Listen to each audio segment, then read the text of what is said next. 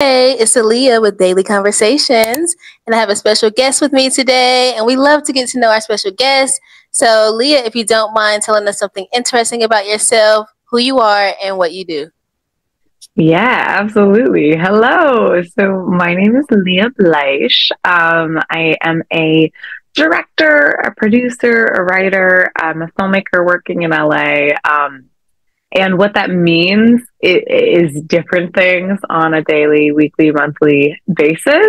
So I'm wrapping my head around that myself currently as I get used to being freelance and then kind of the highs and lows of that. And then I have one cat that I'm obsessed with, named Ash, and I recently found out that he's blind, because his pupils are always completely dilated, like it looks like he just like sniffed a bunch of catnip or something.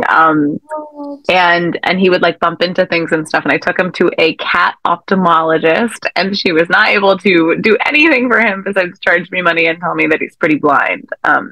But I'm totally obsessed with him, and he's doing really well. Wow, I'm so sorry to hear about your cat. Oh yeah, no, he's living a very happy life. And she's just my weird little cat. Beautiful introduction. What is it like being a producer, and why did you choose this path? Yeah. So I'll start with the second part of the question, which is why I chose the path. For me, I when I was in college, I didn't know what I wanted to do after school. I feel like I had all these ideas of who I wanted to be growing up, and then I went to college, and for the first year, I felt really lost, because I was just taking classes and didn't know it wasn't wrapped up in anything. And I'd grown up acting, but that wasn't feeling like the right thing for me. It just something about it on a gut level didn't feel right. And then I took a film class in this like phase of exploring. And it was the most exciting, empowering thing because I had so much passion for this growing up in terms of movies and in terms of acting and like being on the performance end of things. And it was so empowering and exciting to see that like all these things I loved about movies could get translated into all these other types of jobs in the film industry.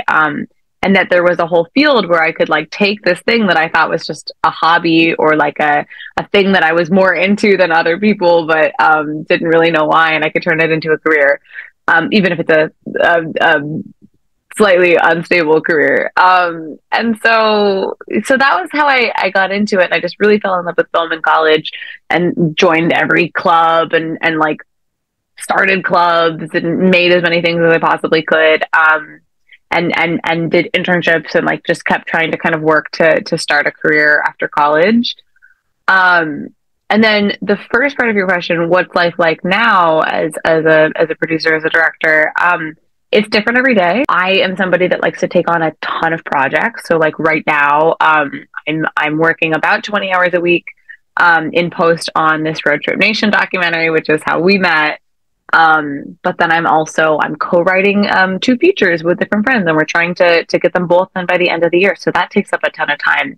I have usually at least one or two networking meetings per day. I'm also looking for scripts. I'm looking for money to produce those scripts. And then hopefully one of these projects that I'm writing or fundraising for will convert, and then I get to make it. And then that becomes a whole other set of tasks.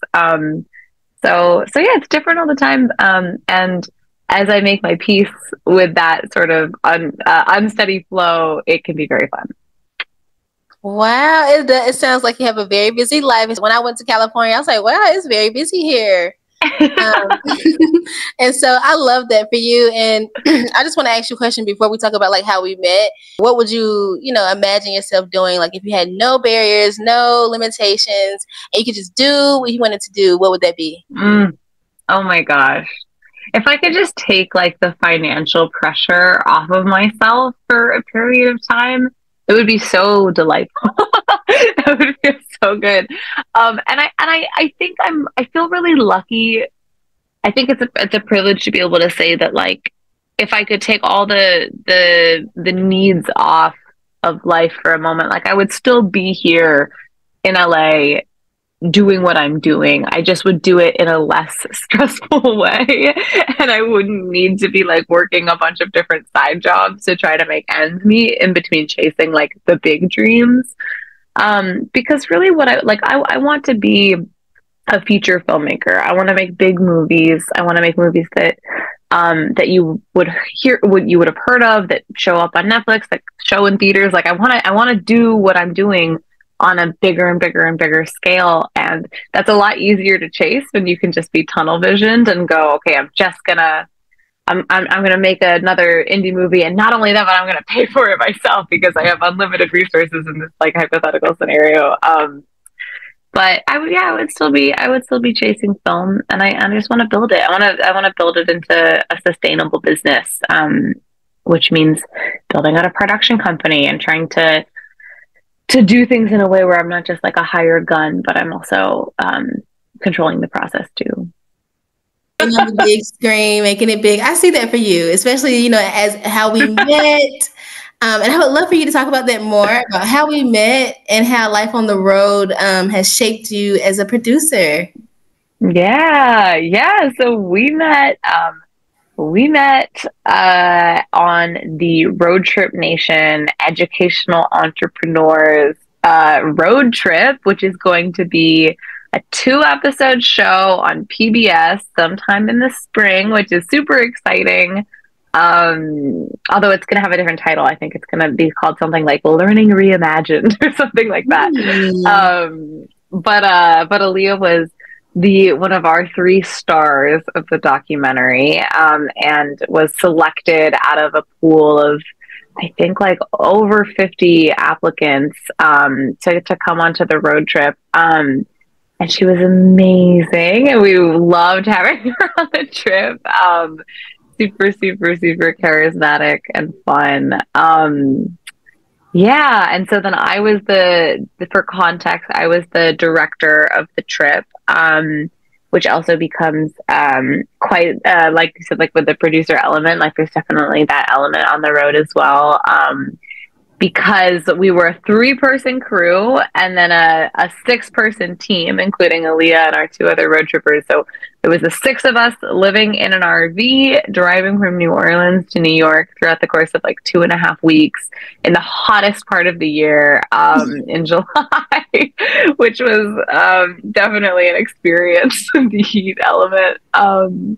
Yeah. And so like that, I look back on that. I definitely look back on the experience fondly. It was also really hard too. Like I definitely, when I tell friends about it, I'm like, yeah, it was this crazy trip. I got to see so much of the country. It was so new, and also, oh my gosh, it was so exhausting. Because there were just a couple things that were, I think, really challenging. The heat, the close quarters, like not getting great sleep for 2.5 weeks alone will like really start to get to you. So all those parts were really tough, but rewarding too. And I think I come out of that experience going, when I look at like how that shaped me, I'm proud of myself for doing it. And I think I learned a lot about myself as a leader, and also like what I need to be the best leader possible. You know, I just directed a short film a couple weeks ago, and I was like, you know what? I want to get sleep, and I'm gonna, you know, take these are the moments where I need to take a breath for myself. I feel like it's really important to do really hard things, because even if the conditions are not what you would like them to be, in an optimum situation, you come back to life and then you do something else and it doesn't feel as hard by comparison. And so I'm glad that I did this, because I feel so much more capable of doing everything else that I need to do, because things are probably never going to be quite as grueling as that when I'm in a production situation. So yeah, I think it like speaks to resilience a little bit. And I'm also learning to like stay calm and take deep breaths, and how important drinking water is when you're in heat and humidity. It's kind of a rambling answer, but that's sort of where I'm at. It was so hot in New Orleans. We were so hot that the camera lens was fogging up. I Like, know, it's crazy. I think that scene's gonna be in the cut too. that is so funny. So I haven't even talked about my experience. Like I really haven't even shared my experience like that, like online or with a lot of people. Yeah. It's because like I've really been savoring it and kind of like keeping it to myself. Like this like experience that I had, all the things that you mentioned, it was hard.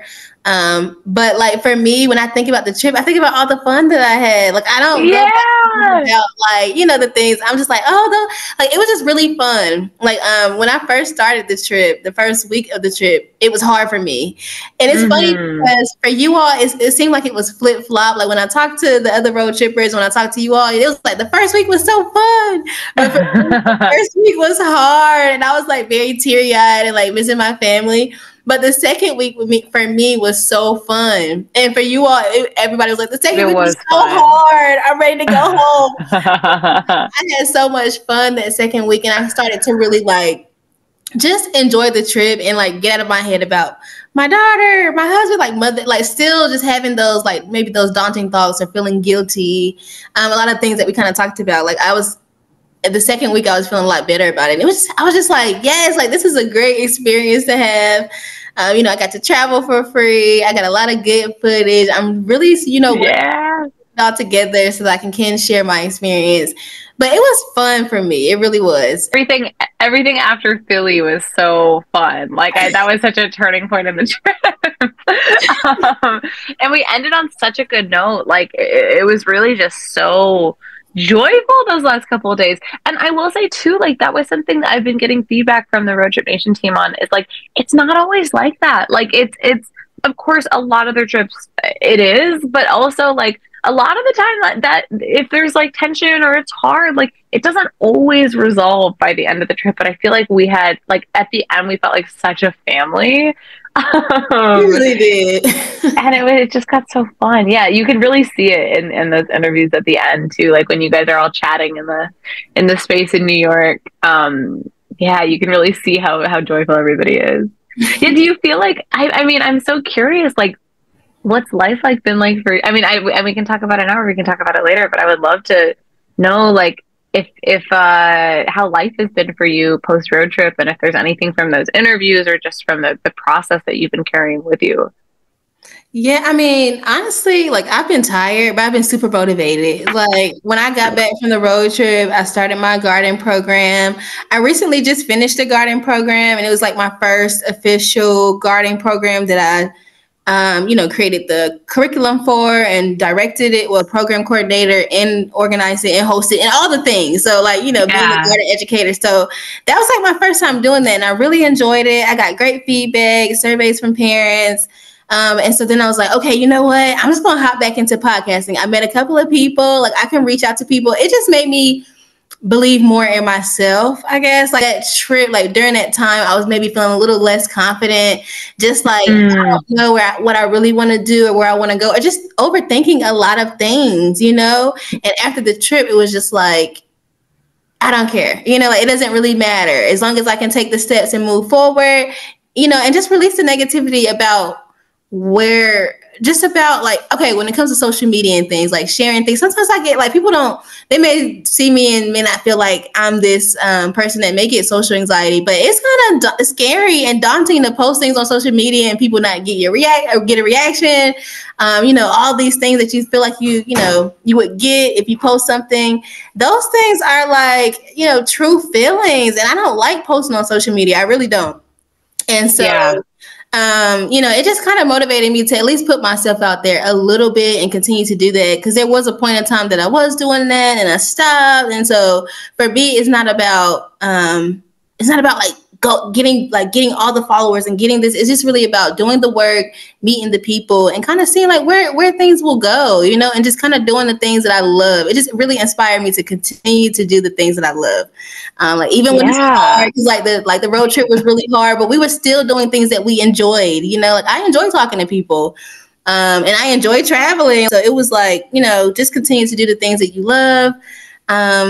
and let, like, just go with go with the flow, like, it's okay. All the things that you're kind of thinking about, you can kind of release those things. You're safe. Yeah. That trip made me realize that I was safe, like. Oh, that's beautiful. I love that. Because so much like you can do when you feel safe, like that's where you create an ability mentally to like take chances or to trust yourself. But you have to feel safe first. Otherwise you're gonna just be like paralyzed. Yes, paralyzed is a Yeah, good word. It's just you feel fearful of moving forward. totally. And you know what also is on my mind? And maybe you feel this or maybe you don't, but like something I feel like I didn't talk to you about too much on the trip is because we're about the same age. And I just turned 29 a couple days ago and I've been listening. Okay. Oh, thank you. But I've been listening to your like as I've been like rewatching the road trip. One of the things you talk about is you're like I'm 29 and I feel like I should figure out like I should feel like I'm further along than this or whatever. But I think there's like a very natural and very common like transition point at the age that we're at. Because I know the other road trippers are at that sort of first transition point in the early 20s of stepping into their career where they're like, I could do anything, like it could be anything. I have limitless potential, which they do, and also we do. But there's like another reckoning that happens on the other side of the 20s where you go, well, how do I like I've done these things, but what am I going to carry forward into the next chapter of my life? You can call it what's it called? There's like an astrology word for this. I forget. Saturn return.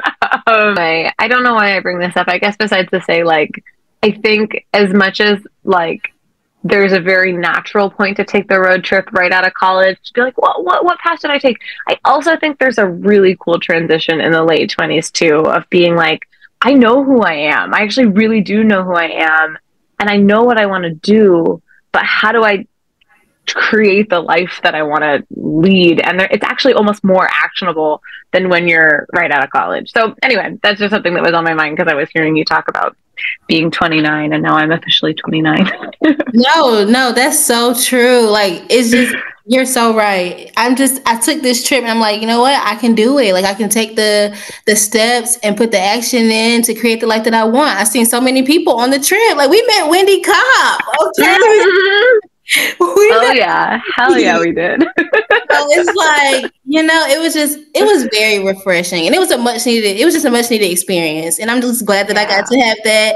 And it also made me realize like I'm still young. I'm not old. Like, I feel old. Like, I really do. I feel older than what I am sometimes. And that trip made me realize like I'm still young, I'm starting, and I have so much to go. Like, I have so much to learn and to grow and to do, like, so just take, it just made me take a lot of pressure off myself because I can be very hard on myself. I'm like, I'm not doing that and just all of this. And it just made me just, relax and be like, just, I can do it, like I can do it. Everything's going to be all right. That's kind of how that trip left me feeling. I completely agree. I love that so much. Okay, the trip was amazing. We're going to leave it at that. We're not going to talk about the trip, too much longer because I would love for you to go more into like, what do you want your impact to be as a director, a filmer, or just even a person? Or what do you want people to know about you? Yeah. I feel like this is such a good, like, I think it's a really healthy question to reflect on every now and then. Because honestly, as I was like preparing to chat with you, I was thinking about that question and I was like, oh man, like, what impact do I want to have? Like, it reminds you, it can be really easy to like get wrapped up in your own life and like all the highs and lows of it and to just, and I mean, we're like in an election moment and just all the, like, it's easy to get really bogged down in life and all the trials and tribulations of being a person. But I think it's really healthy to take a step back sometimes too and go like, how do I want to be remembered? Like what can I be a positive force in the world? And I really hope that I can be. I think there's like on the career side, I want to, it can feel silly sometimes being in entertainment because it's like, just making movies. Like we're making things that people want to kick back to and not think for a little bit. But I do think it's important to tell respectful stories, to tell uplifting stories, to tell stories that people can see themselves reflected in, that reflect like kindness also and joy. I'm a big proponent of spreading joy. Like I when I think about like for myself as a human being, like I do hope that people think of me as somebody that moved through the world with kindness and was could be relied upon to uplift when people need it. Joy, I feel like, is really fundamental to my being. Like that's what I want to spread the most. So if I'm answering this question slowly at all, I hope it's not just because I'm stalling, but I want my impact to be that I leave the world a better place than I found it, and that whether it's on a small scale or a large scale, like the people that come into my life or interact with the things that I do can be uplifted and better for having had that interaction. I want to be a positive force. Oh, I feel like that was so vague, but yeah, I'm thinking a lot about kindness today and just the importance of treating everybody that you meet with respect.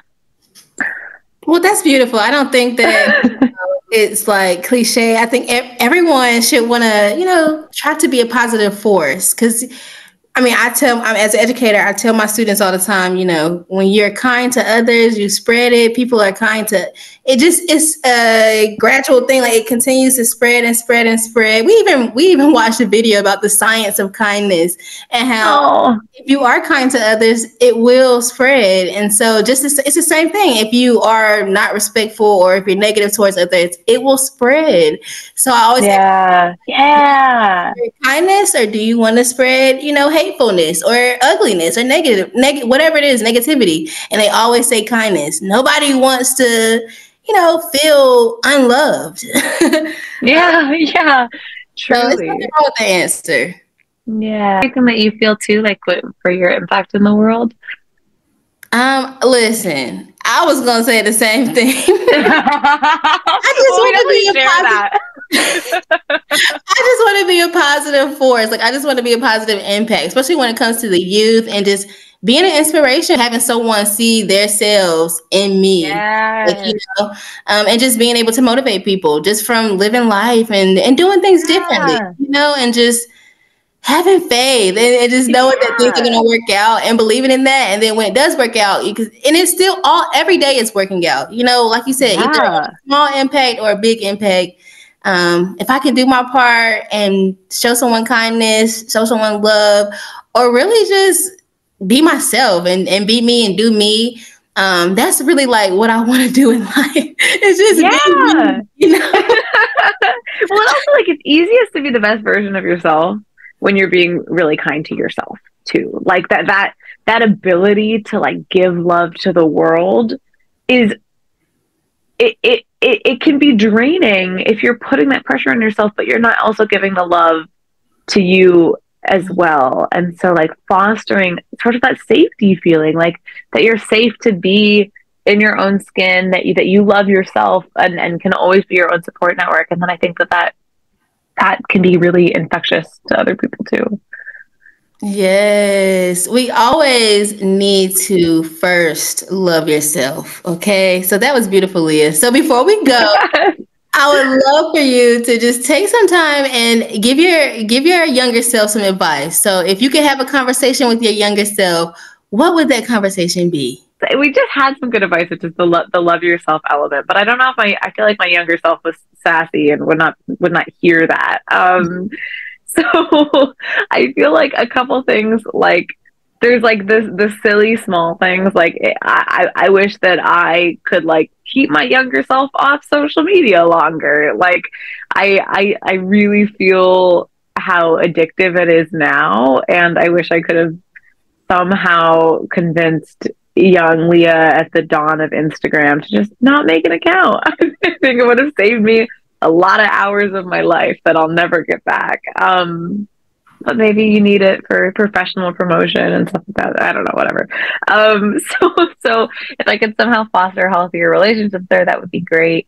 I think something that I'm thinking about a lot, and this is more on the like specific day to day rather than the kind of overarching big picture lessons, but like I wish I could have taught my younger self that like your ability to be the best version of yourself every day starts with taking care of yourself. I feel like I'm only just learning that lesson now and realizing like that I'm a different person without sleep, that I have 10 times the energy during the day if I work out in the morning. Like that when I eat well, I think better. Like I'm just starting to figure that out, even though, and so probably my younger self would have been like in one ear out the other, because I'm sure people were telling me that too. But maybe if I could somehow like grab me by the shoulders and be like, just take care of yourself. Like staying up until 3 is not going to make you feel good. But yeah, I've been thinking about that a lot generally. And then the sort of more internal thing is I think I have a strong gut. I think a lot of us have a good gut instinct for what is best for us, for what choices we want to make, for who we want to be, for the things we want to do. And I could have saved myself a lot of heartache by trusting that gut, by not, and then once I make a decision, to just trust that that's going to be the right decision for me, or it's not, but I'll learn along the way. I think I can think of times where I either didn't trust my gut and ultimately should have, or times where I did, but then I beat myself up over it over and over and over again because I had so much fear wrapped up in that decision. I'm actually grappling with that a little bit of that right now, because I'm making this decision to commit to pursuing independent filmmaking, and I'm so scared of that because I've never not worked full time before, and so I find myself beating myself up. But the reality is, like, I'm making this decision for a reason, and it's an informed decision. And whether or not it's the right decision, like, it's the decision that I need to make right now. And that's applied all the time throughout the previous parts of my life too. So trust yourself, and know that you're making decisions for a reason. Oh, wow. That was so cool. Listen, I just think that, like how you said, it's important to think about your impact. I also think that it's important to reflect on when we were younger, like, what is the advice that we needed today? You know, like, what is that advice for ourselves? Because sometimes we can hold on to the past. And if we could just see ourselves as the little person that we were and just give that advice, like how we are now, to that little person, I think that it will help us to continue to grow and just be a better person. Because there are a lot of mistakes that we've made. You know, there are things that we know, you know? Yes. Well, thank you so much, Leah. This was a beautiful conversation. It's so great, like, connecting with you and just talking with you. And I definitely wish you all the success on your endeavors. Thank you so much for having me on. I love that you're doing this. It's such a delight to see you. I feel so revved up and excited, and I can't wait to. Where can I subscribe to your podcast? You already subscribed, so it's only on YouTube. Let's go. My regular page. I just been putting things on there, you know, until like things are flowing. I'm just gonna use my one page. Well, this was all for our episode on Daley Conversations. Don't forget to subscribe. Leah is already subscribed, okay? So she's going to be able to see her podcast interview, but don't you forget to subscribe. Please, thank you.